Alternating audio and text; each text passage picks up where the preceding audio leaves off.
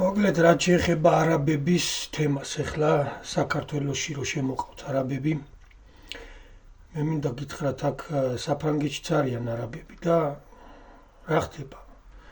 როგორ უწევთ ფრანგებს არაბებთან გამკლავება, რა სტილის ხალხი არიან ეს არაბები და როგორ შეეგუება, ან როგორ დახვედრაში მოვა ქართველებთან. ცოტა პატარა პარალელები გავავლოთ. ჩემი ხმა შეიძლება კარგად არ ისმის, ის გამოვიწერე ხა ინტერნეტიდან ის პატარა ის რო ხმა უკეთესად გააგებინოთ მომავალში, მაგრამ როგორღაც ეხლაც მოგაწვდეთ ხმას. მოკლედ ერთი დღე არის და სტრასბურგში მივდიოდით ერთ-ერთი ქართველის დაბადების დღეზე ფაზენდა, აქ რა ჟაღდანი ქონდა და იქ უნდა მწვადი შეგვეწვა რამე და გავიარეთ ერთი ადგილი, ტყიანი ადგილი და გახედეო მეუბნება იქ 25 წელი აქ ცხოვრობენ რა ეს ხალხი აქ და აი ამ ტყეშიო არაბებს ხო უამრავიო იარაღი აქვთ, ჩაბალულიო, ჩაფლულიო, ნარკოტიკებიო და ჟო კაცი წყავთ დამარხული აქ რა. მასეთი საქმეც გასკდაო რა. ფულის კეთების გამო ყველანაირ საქმეზე მიდიან რა. ეგ ერთი. იყო მეორე შემთხვევა ქალაქ რეიმში მე მუშაობდი ვენახებში და იქ ნაქირავები იყო ჩვენთვის, მუშახელისთვის საერთო საცხოვრებელი, ამ სტილის სახლი იყო, კერძობინა, რომელიც დაყოფილი იყო საცხოვრებელ ოთახებად და 2-3 კაცი თავსდებოდი ზოგი პოლზე, ზოგი საწოლზე, ესეთი რაღაცებიც მაქვს გავლილი და ერთ-ერთ საღამოს დროს, რა თქმა უნდა, საღამოების დროს საღამო ხანს ბიჭები ვიკრიბებოდით ეზოში და იყო ქორწილი რა, გზაზე მიდიოდნენ მანქანები, ეს არაბების ქორწილი იყო და მეორე მხრიდან ორმხრივი გზა იყო რა, სამხრეთზე არაბები მიდიან და ერთი მხრიდან მოდის ფრანგი. ერთ-ერთმა არაბმა ჩვენთანაც ვიცით ხოლმე ქართველებმა აბგონზე გადიოდა რა და გაკრა თავის გზაზე ფრანგს. გააჩერა ამ ფრანგმა, ამანაც გააჩერა, გადმოუხდა ფრანგს და მიუხედავად იმისა, რომ თავისი ბრალი იყო და ბოდიში მოეხადა, გამიგე, ერე შუბლზე მიადო და საკუთარ ქვეყანაში წარმოიდგინა. დადიან იარაღის სროლით, ბათქა ბუთქით, დაუმორჩილებელი ერია და არის არაბული რო იტყვიან დასახლებები, სადაც პოლიციასაც უჭირთ მოქმედება. ნუ არ არიან რა, ის ადვილად ლოხები არ არიან რა და ერთ-ერთი ის მახასიათებელი ნიშანია მაგერის, რომ ქართველებს ხშირად მოგვიწევს დატაკება მაგ ხალხთან და თქვენ უგონიათ, რომ პოლიცია დაიჭერს თქვენ მხარეს, ინვესტორები არიან, შემოსულები არიან და მაგათ მხარეს დაიჭერს და ყოველთვის სროგზე გაუშვებენ იმ ქართველს, რომელიც მაგათ დაუპირისპირდებათ. ეგ ერთი. მეორე ის, რომ ვინც ახლა მათ შემოდიან არაბები, ხო? არიან დიდი ფულის მეპატრონეები. ანუ უფრო ვიშე კლასია, გამიგე, მაღალი კლასის არაბები შემოდიან. ანუ მილიონიანი არაბები.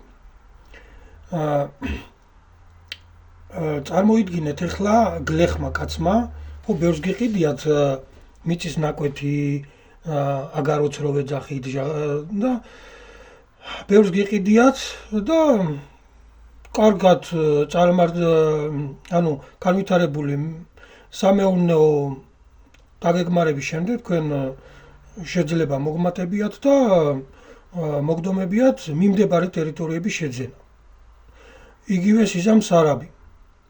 შენ თუ არაბს საკუთრებაში აძლევ მიწას, ბათუმში ერთს დიდ ჰექტრობით ადგილს და მეორეს თბილისში. წარმოიდგინე, რომ ის კანონითაც უპირატეს ანუ კანონი ანიჭებს უპირატესობას, როდესაც შემსყიდველი არის ანუ მიმდებარე ტერიტორიის შესყიდვაზე სხვასთან შედარებით უპირატესობას ანიჭებს მესაკუთრეს, რომ მიმდებარედ არსებული მიწის ნაკვეთი შეიძინოს იმან, ვისი ნაკვეთიც არის ამ შესაძენი გასაყიდი მიწის ნაკვეთის მიმდებარედ ან ახლოს ან მეზობლად. ანუ მას ანიჭებს უპირატესობას. და როდესაც მილიონებით შემოდის არაბი, ის ყოველთვის მიმდებარე ტერიტორიებს იყიდის და გაფართოვდება. რამოდენიმე ათეული წლების მერე მე თქვენ გეუბნებით, რომ აი თბილისში ნაყიდი ტერიტორიები და ბათუმში ნაყიდი ტერიტორიები შეერთდება. ძალიან დიდი კატასტროფის წინაშე ვდგევართ, ეგ ერთი. მეორე, როცა შემოდის, ხო და აი ხა ფრანგები რატომ მოვიყვანე კიდე მაგალითად, ხო? ფრანგები ცხოვრობენ, ანუ ფინანსურად, ეკონომიკური დონე ამათი არის მაღალი. ანუ არ უჭირთ არც ოპერაციის გაკეთება, არც არ დადაგებზე დასასვენებლად წასვლა, ვოიაჟი, მოგზაურობა, ბინის ყიდვა, ბიზნესის დაწყება, 2020 წლიანი მანქანების თუ 25 წლიანი და 26 წლიანი მანქანების ყიდვა არ უჭირთ. და მიუხედავად ამისა, ფრანგებს უჭირთ არაბებთან გამკლავება. მაგრამ როცა შენ ერი ყავს ისე გაღატაკებული, რომ ლუკმაპურის ფული უჭირს და აქ შემოყავს მილიონიანი, მილიარდიანი ფინანსების მქონე არაბი, რაც გააკეთებს. აქვთ საქმე ნარკოტიკებთან. თან ნარკოტიკებზე ყავთ ახალგაზრდები დასმული საქართველოში, თითო ჩეკს გადაუგდებენ, ვინც უნდა გააჩმახოს და დაიცვას თავისი ერის ღირსება, თითო ჩეკს გადაუგდებენ და გააჩუმებენ. პირდაპირ ესე გეტყვი. ყველაზე არა მაქვს ეს საუბარი და არიან ღირსეულები. მე წავდა მეგობარი სამწუხაროდ იყო ნარკოდამოკიდებული, დღეს ცოცხალი აღარ არის, ზუსტად მაგ სიტუაციიდან გამომდინარე, მაგრამ ის თავის ნარკოდამოკიდებულება შენ თავზე არ მოგახვევდა. მაგრამ საბოლოო ჯამში მაინც ადამიანი ეცემა რა, უკვე გადამეტებული ნარკოტიკებით. ძირითად ძალას, მასას ხო გეუბნე გადაუგდებენ თითო ჩეკს და გააჩუმებენ ყოველ თვე. ფულით ყველაფერი, ყველანაირ წინააღმდეგობას იყიდიან რა. უნდა დავფიქრდეთ. ეს ხალხი პირდაპირ გეუბნებით, არც ქართველი იმას არ შეეგუება, რომ ამათმა იარაღის როლით ირბინონ და უკვე აქ რამოდენიმე ფაქტს ადგილი საქართველოში, რომ დაფიქსირდა ესეთი ფაქტები და ასევე ჩვენ სალოცავებზე არაბული წარწერები და ასე შემდეგ. ეს პატარა ჩანართი, რომ იფიქროთ ამ თემაზე და მე მომავალში ისევ დაგიბრუნდებით ამ თემით. გენაცვალეთ, მიყვარხართ, ჩემი ვიდეო მომართვები არაფერს არ ემსახურება, მე არავისთან არც შეკრული ვარ და ვიღაცის ბოდიში ამ სიტყვაზე ტრაკატრუგზე არ ვივლი, მე ჩემი ქვეყანა მადარდებს, მე ხა ბავშვის ოპერაცია რომ ჩამთავრდება უფლისწყარობით 30 აპრილს არის და ყველაფერი კარგად იყო, მე რეაბილიტაცია 1-6 თვე და უნდა დავბრუნდე საქართველოში და თუ არ ვიაქტიურეთ ძალიან დაჩეჩანაკებულ საქართველოში ცხოვრება მოგვიწევს რა. რასთან შეგუებაც ქართველებს ძალიან გაგვიჭირდება, იმიტომ რომ ჩვენი მე არის სულ სხვა. არანაირ ფულზე არ გაუყიდია ჩვენ წინაპარს, ღირსეულ წინაპარს და ჩვენი მიწა-წყალი და იმიტომაც მოვედით დღემდე. პლუს ამას კიდევ მინდა გითხრათ, რომ ანწუხელიძემ, რომელმაც ყველაზე ძვირფასი არის ადამიანისთვის სიცოცხლე, ხო? ანწუხელიძე ფულზე ძვირფასიც, ხო? ხო ესეა, ხო მეთანხმებით. ანწუხელიძემ სიცოცხლის სანაცვლოდაც არ გასცა თავისი ჯარის კოორდინატები და შესწირა თავი. ტატუნაშვილმა თავის დროშას არ დააბიჯა ფეხი და დააბიჯაო და არ მოკკლავთო და არ დააბიჯა და მოკლეს. წარმოიდგინეთ თქვენ და მე რა უფლება მაქვს, რომ ფულზე გავიყიდო, ან ფულით გავყიდო ეს ტერიტორიები. ან რა უფლება აქვს თუნდაც მაგ ბიძინა ივანიშვილს, რომ ფულზე ყიდის ამ ტერიტორიებს და თქვენ რა გონიათ ახლა, იმიტოა დახურული ეგ ხელშეკრულება, რომ ასობით მილიონზეა ლაპარაკი მაგ და თქვენ გონიათ ეგ ფული ქართველ ხალხს მოხმარდება?